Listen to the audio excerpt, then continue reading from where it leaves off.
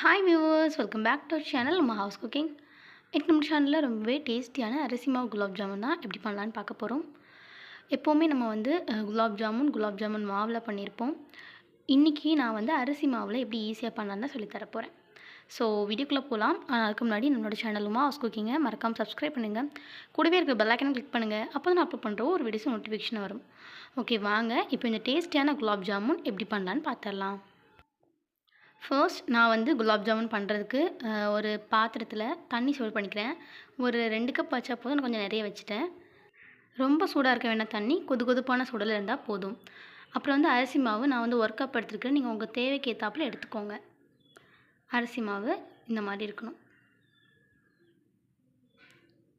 அப்புறம் இந்த மாவுக்கு தேவையான அளவுக்கு உப்பு எடுத்துருக்கிறேன். நீங்கள் உங்களுக்கு எவ்வளோக்கு எடுத்துருக்கீங்களோ அவ்வளோக்கு நீங்கள் உப்பு போட்டுக்கோங்க. அப்புறமா 1 ஸ்பூன் அளவுக்கு ஆயில் எடுத்துருக்கிறேன். நீங்கள் வந்து என்னென்னா நெய் இருந்தால் நெய் சேர்த்துக்கோங்க. அது ரொம்ப நல்லாயிருக்கும். இப்போது ஒரு மிக்சிங் பவுலில் வந்து என்னென்னா நம்ம எடுத்து வச்சுருந்த உப்பு, மாவு, அதுக்கப்புறமா எண்ணெய் இதெல்லாம் சேர்த்து கலந்துட்டு, அதுக்கப்புறமா நம்ம கொதிக்க வச்சு எடுத்தோம்ல தண்ணி, அதில் போட்டு நம்ம நல்லா பிசைஞ்சு எடுத்துக்க போகிறோம். எப்படின்னா சப்பாத்தி மாவு பதத்துக்கு நீங்கள் பிசையணும். சாஃப்டாக இருக்கணும் மாவு நல்லா. அந்த மாதிரி அழுத்தி பிசைஞ்சிக்கோங்க. அப்போ தான் நல்லாயிருக்கும்.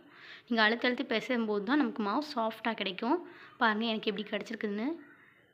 ரொம்ப தண்ணி ஊற்றிட வேண்டாம். கரெக்டாக போட்டு நீங்கள் வந்து அளந்து நீங்கள் வந்து பிசைஞ்சு எடுத்துக்கோங்க. இப்போது இது வந்து சின்ன சின்ன பால்ஸாக எடுத்து நான் உருட்டிக்க போகிறேன். நீங்கள் வந்து கொஞ்சம் பெருசாக வந்து எடுத்து தரட்டுங்க. இப்படி நான் வந்து ரொம்ப குட்டியாக பண்ணிட்டேன். நீங்கள் வந்து கொஞ்சம் பெருசாக பால் எடுத்து அதுக்கப்புறமா நீங்கள் இந்த மாதிரி தட்டி வச்சுக்கலாம். இந்த மாதிரி நீங்கள் பால் எடுக்கும்போது கொஞ்சம் கூட எந்த கிராக்கும் இருக்கக்கூடாது. அப்படி இருந்தால் தான் நல்லா டேஸ்டியாக நமக்கு கிடைக்கும். எனக்கு பாருங்கள் எந்த கிராக்குமே இல்லை.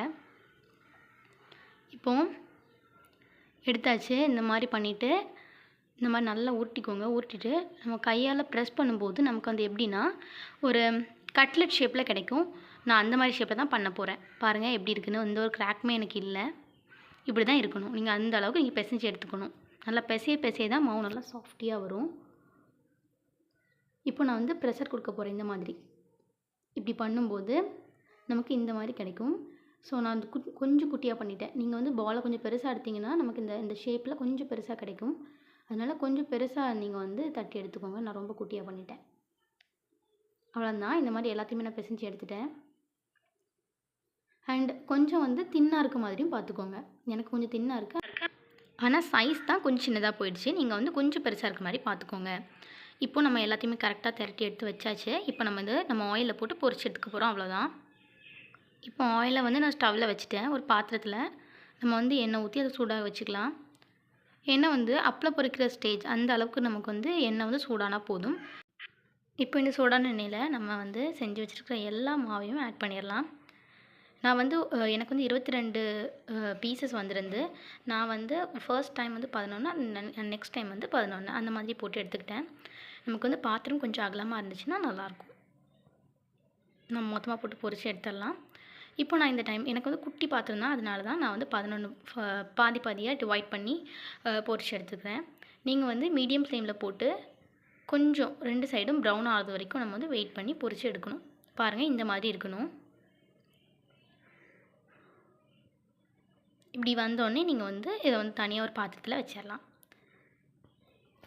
இப்போ நம்ம சுகர் வாட்டர் பண்ண போகிறோம். எதுக்குன்னு பார்த்தீங்கன்னா இதை வந்து ஊற வைக்கணும்ல. அப்போ தான் குலாப் ஜாமுன் மாதிரி இருக்கும். அதனால் நான் ஊற வைக்கிறதுக்காக சுகர் வாட்டர் பண்ண போகிறேன். என்னென்னு பார்த்தீங்கன்னா ஒரு குட்டி டம்ளரில் அந்த குட்டி டம்ளர் ஃபுல்லாக நான் வந்து சுகர் எடுத்துக்கிறேன்.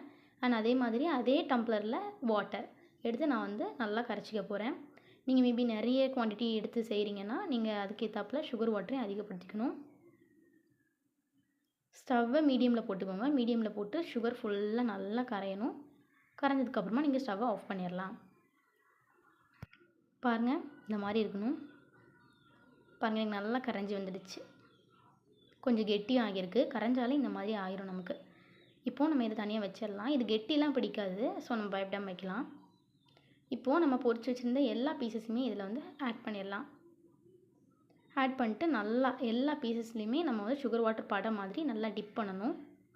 பண்ணிவிட்டு ஒரு 3 to 4 hours நல்லா ஊற வச்சுக்கோங்க. ஊற வச்சு நீங்கள் எடுத்து பார்த்தீங்கன்னா டேஸ்டியான குலாப் ஜாமுன் ரெடி ஆயிரும். ஃப்ரெண்ட்ஸ் அவ்வளோதான். இந்த டேஸ்ட்டான குலாப் ஜாமுன் உங்களோட வீட்டில் ட்ரை பண்ணி பார்த்துட்டு உங்களோட எக்ஸ்பீரியன்ஸ் எப்படின்னு கமெண்ட்டில் சொல்லுங்கள். அண்ட் இந்த வீடியோ பிடிச்சா லைக் பண்ணுங்கள், ஷேர் பண்ணுங்கள். இதே மாதிரி சூப்பரான ரெசிபி நான் உங்களை நெக்ஸ்ட் மீட் பண்ணுறேன். தேங்க்ஸ் ஃபார் வாட்சிங்.